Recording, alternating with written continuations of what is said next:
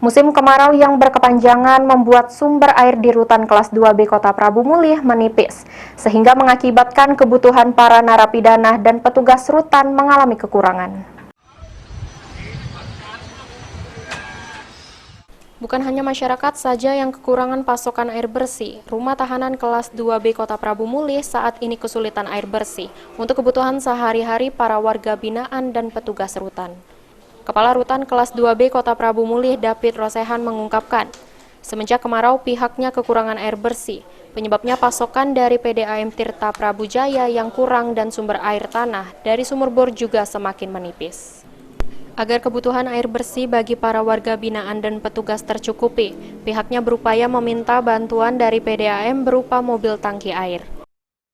Bahwasanya memang di musim kemarau ini memang terjadi kekurangan kebutuhan primer berupa air, di mana pasokan air dari PDAM pun tidak terlalu banyak.